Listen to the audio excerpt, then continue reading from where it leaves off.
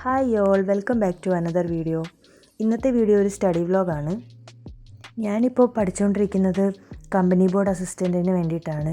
Secretariat assistant exam കഴിഞ്ഞതിന് ശേഷം വല്ലാതെ അങ്ങ് ഡൗണായി പോയിട്ടുണ്ടായിരുന്നു. കാരണം വിചാരിച്ച പോലെയൊന്നും അല്ലായിരുന്നു എക്സാം. ഞാൻ വിചാരിച്ചിരുന്നത് പേപ്പർ 2 ഒക്കെ ഒരുപാട് കാര്യങ്ങൾ ഡേറ്റയൊക്കെ ചോദിക്കും. ഇപ്പം എക്കണോമിക്സിലും കേരള എക്കണോമി ഡെവലപ്മെൻറ്റ് അങ്ങനെയൊക്കെയുള്ള ഭാഗത്തുനിന്ന് കുറേ ഡേറ്റയും അതുപോലുള്ള കാര്യങ്ങളൊക്കെ കാണാതെയൊക്കെ പഠിച്ച് പുതിയൊരു ടോപ്പിക്സൊക്കെ ആയിരുന്നല്ലോ നമുക്ക് പേപ്പർ 2-ലുണ്ടായിരുന്നത്. അപ്പോൾ അതിലൊക്കെ കോൺസെൻട്രേറ്റ് ചെയ്തുകൊണ്ട് തന്നെ പേപ്പർ 1-ൽ എനിക്ക് റിവിഷൻ നല്ല രീതിയിൽ നടത്താൻ പറ്റിയില്ല. എന്നിരുന്നാലും ഒരു 120 അടുത്ത് മാർക്സ് ഉണ്ടായിരുന്നു ഫൈനൽക്ക് വന്നതിന് ശേഷം. പക്ഷേ മെസ്സേജൊക്കെ ഇപ്പോൾ നിങ്ങൾക്കറിയാമല്ലോ വന്നിട്ടുണ്ട്, സർട്ടിഫിക്കറ്റ്സ് അപ്ലോഡ് ചെയ്യാനൊക്കെ. അതായത് ഷോർട്ട് ലിസ്റ്റ് വരാൻ സാധ്യതയുള്ളവർക്കാണ് മെസ്സേജ് വിട്ടിരിക്കുന്നത്. അതിലെനിക്ക് മെസ്സേജ് വന്നിട്ടില്ല. അപ്പോൾ അതും കൂടെ ആയപ്പോഴത്തേക്കും ആകെ ഡൗൺ ആയിരുന്നു. എന്നിരുന്നാലും എൻ്റെ പഠനം ഞാൻ വീണ്ടും സ്റ്റാർട്ട് ചെയ്തു. അങ്ങനെ കമ്പനി ബോർഡ് അസിസ്റ്റൻറ്റിൻ്റെ പ്രിപ്പറേഷനാണ് ഇപ്പോൾ നടന്നുകൊണ്ടിരിക്കുന്നത്. ഇപ്പോൾ നല്ല രീതിയിൽ തന്നെ ഒരു ദിവസം പഠിച്ചു പോകാൻ പറ്റുന്നുണ്ട്. അപ്പോൾ ഇന്നത്തെ ദിവസം എന്ന് പറയുന്നത് എക്കണോമിക്സ് ആയിരുന്നു ഞാൻ സബ്ജക്റ്റായിട്ട് പഠിക്കാൻ എടുത്തിട്ടുണ്ടായിരുന്നത്. പിന്നെ ഡെയിലി മലയാളവും ഇംഗ്ലീഷും മാത്സും പഠിച്ചു പോകാറുണ്ട്. അതിനോടൊപ്പം തന്നെ പുതിയൊരു SCERT ചാപ്റ്ററും കൂടി പഠിച്ചു പോകാൻ ട്രൈ ചെയ്യാറുണ്ട്. ചില ദിവസമൊക്കെ ആ ഒരു ചാപ്റ്റർ ചെറിയ ചാപ്റ്റർ ആകുമ്പോൾ കംപ്ലീറ്റ് ചെയ്ത് പോകാറുണ്ട്. ചിലപ്പോൾ പകുതിക്ക് വെച്ചിട്ടോ കുറച്ച് പഠിച്ചിട്ടൊക്കെ നിർത്തിയിട്ട് അടുത്ത ദിവസം പിന്നെ അതിൻ്റെ ബാക്കി പഠിക്കും.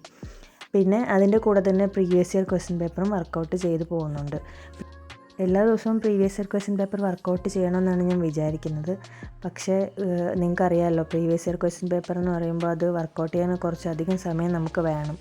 അത് എക്സാം ചെയ്ത് നോക്കിയിട്ട് മാത്രം കാര്യമില്ല. നമുക്ക് അതിനകത്ത് അറിയാത്ത കാര്യങ്ങളൊക്കെ നമ്മൾ പഠിച്ചെടുക്കണമല്ലോ. അപ്പോൾ അതിന് കുറേ സമയം പോകും. അതുകൊണ്ട് തന്നെ ആഴ്ചയിലൊരു 3-4 ക്വസ്റ്റ്യൻ പേപ്പറെങ്കിലും ഞാൻ വർക്കൗട്ട് ചെയ്യാറുണ്ട്. അങ്ങനെയാണ് ഇപ്പോൾ മുമ്പോട്ട് പോയിക്കൊണ്ടിരിക്കുന്നത്. നിങ്ങളുടെ പഠനമൊക്കെ എങ്ങനെ പോകുന്നു? നന്നായിട്ട് എല്ലാവരും പഠിക്കുന്നില്ലേ?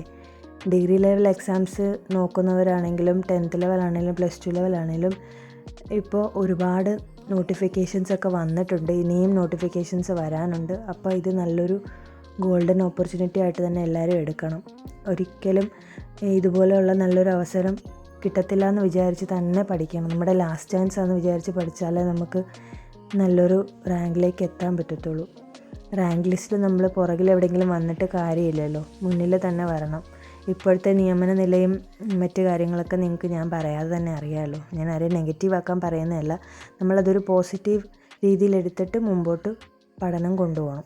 എക്കണോമിക്സിൽ ഫാക്ടേഴ്സ് ഓഫ് പ്രൊഡക്ഷൻ എന്ന് പറയുന്ന ടോപ്പിക്കായിരുന്നു ഞാൻ പഠിച്ചത്. അതിൻ്റെ ഒരു വീഡിയോ ക്ലാസ് എൻ്റെ ആപ്പിലുണ്ടായിരുന്നു. അതിൻ്റെ വീഡിയോ ക്ലാസ്സും കണ്ട് പിന്നെ അതിൻ്റെ നോട്ട്സും ഒക്കെ എഴുതി. അതൊക്കെ ഞാൻ പഠിച്ചു കഴിഞ്ഞപ്പോൾ പിന്നെ SCERT ടെക്സ്റ്റ് ബുക്കാണ് വായിച്ചത്. ടെക്സ്റ്റ് ബുക്കല്ല, ഞാനിപ്പം ടാലൻറ്റിൻ്റെ SCERT അറിവിടം എന്ന് പറയുന്ന ബുക്ക് വാങ്ങിച്ചിട്ടുണ്ടായിരുന്നു. അതിൻ്റെ 6, 8, 10 ക്ലാസ്സിലെ ടെക്സ്റ്റ് ഇറങ്ങിയിട്ടുണ്ടായിരുന്നു. അതെനിക്ക് കഴിഞ്ഞ ദിവസം കിട്ടി. അതിൽ 10ാം ക്ലാസ്സിലെ അധ്യായം 7 ഇന്ത്യൻ സമ്പദ് വ്യവസ്ഥ വളർച്ചയും പരിവർത്തനവും, ആ ചാപ്റ്ററാണ് കുറച്ച് പഠിച്ചത്. അത് വലിയ ഒരു ചാപ്റ്റർ ആയതുകൊണ്ട് തന്നെ ഫുൾ എനിക്ക് കംപ്ലീറ്റ് ചെയ്യാൻ സാധിച്ചില്ല. എന്നാലും കുറച്ച് ഭാഗം എനിക്ക് വായിച്ചു തീർക്കാനേ പറ്റിയിട്ടുള്ളൂ. അപ്പോൾ അത് തൊട്ടടുത്ത ദിവസം തന്നെ കംപ്ലീറ്റ് ചെയ്യാമെന്ന് ഞാൻ വിചാരിച്ചു. പിന്നെ മാത്സിന് ഞാൻ ലക്ഷ്യയുടെ ഒരു ബുക്ക് മേടിച്ചിട്ടുണ്ടായിരുന്നു. മാത്സിൻ്റെ ക്വസ്റ്റ്യൻസ് മാത്രമാണ് അതിലുള്ളത്. അത് വാങ്ങിച്ച് അതിൽ കുറച്ച് ക്വസ്റ്റ്യൻസ് സീരീസ് എന്ന് പറയുന്ന പോർഷനിൽ വർക്കൗട്ട് ചെയ്തിട്ടുണ്ടായിരുന്നു. പിന്നെ ഞാനൊരു previous year question paper work out ചെയ്തായിരുന്നു. പ്രീവിയസ് ഇയർ ക്വസ്റ്റ്യൻ പേപ്പർ എന്ന് പറയുന്നത് വൊക്കാബ്സ്പീഡിയ ടെലഗ്രാം ചാനലിൽ നിന്ന് കിട്ടിയ PYQ ആണ്. അവർ 2 മണിയാകുമ്പോൾ മൺഡേ മുതൽ ഫ്രൈഡേ വരെ ക്വസ്റ്റ്യൻ പേപ്പർ ഇടാറുണ്ട്. അപ്പോൾ ആ ടൈമിൽ ആ ക്വസ്റ്റ്യൻ പേപ്പർ വർക്കൗട്ട് ചെയ്തായിരുന്നു. ഞാൻ കഴിഞ്ഞൊരു വീഡിയോയിൽ പറഞ്ഞിട്ടുണ്ടായിരുന്നു PYQ എങ്ങനെ വർക്കൗട്ട് ചെയ്യണം എന്നൊക്കെ. അങ്ങനെ ഞാൻ പ്രീവിയസ് ഇയർ ക്വസ്റ്റ്യൻ പേപ്പറും വർക്കൗട്ട് ചെയ്തു. പിന്നെ അത് കഴിഞ്ഞപ്പോൾ മലയാളവും ഇംഗ്ലീഷും പഠിച്ചിട്ടുണ്ടായിരുന്നു. അതിന് എൻ്റെ കയ്യിൽ ലളിതം പബ്ലിക്കേഷൻ്റെ ബുക്സ് ഇരിപ്പുണ്ട്. അതുകൂടാതെ ഞാൻ പ്രയാണം ഇന്നലകളിലൂടെ എന്ന് പറയുന്ന ടെലഗ്രാം ചാനലിൽ നിന്ന് എനിക്ക് കിട്ടിയ MEMൻ്റെ ക്വസ്റ്റ്യൻസ് ഞാൻ പ്രിൻ്റ് ഔട്ടൊക്കെ എടുത്ത് വെച്ചിട്ടുണ്ടായിരുന്നു. പക്ഷെ അത് കുറച്ച് ഭാഗങ്ങളെ എനിക്ക് നോക്കാൻ പറ്റിയിട്ടുള്ളൂ. ഇപ്പോൾ തൽക്കാലം ഞാൻ ഈ ലളിതം പബ്ലിക്കേഷൻ്റെ ബുക്കിലുള്ള ക്വസ്റ്റ്യൻസ് ഒന്ന് കംപ്ലീറ്റ് ചെയ്യാമെന്ന് വിചാരിച്ചു. അത് കഴിഞ്ഞിട്ട് ആ പ്രിൻ്റ് ഔട്ട് എടുത്ത ഭാഗങ്ങൾ നോക്കാമെന്നാണ് വിചാരിക്കുന്നത്. നിങ്ങളെല്ലാവരും മലയാളവും ഇംഗ്ലീഷും മാത്സും ഇതുപോലെ ഇമ്പോർട്ടൻസ് കൊടുത്ത് തന്നെ പഠിക്കണേ. കാര്യം നിങ്ങൾക്കറിയാമല്ലോ, നല്ലൊരു ശതമാനം മാർക്സ് ഈ ഒരു പോർഷനിൽ നിന്ന് വരുന്നുണ്ട്. ഈ ഒരു 3 സബ്ജക്ട്സ് നമ്മൾ നമ്മുടെ കയ്യിൽ സെറ്റാക്കി വെച്ച് കഴിഞ്ഞാൽ നമുക്ക് നല്ലൊരു റാങ്കിലേക്ക് എത്താൻ പറ്റും. അപ്പോൾ ഇത്രയാണ് ഇന്നത്തെ വീഡിയോ. നിങ്ങളുടെ പഠനമൊക്കെ എങ്ങനെ പോകുന്നുണ്ടെന്ന് കമൻസിലൂടെ അറിയിക്കണേ.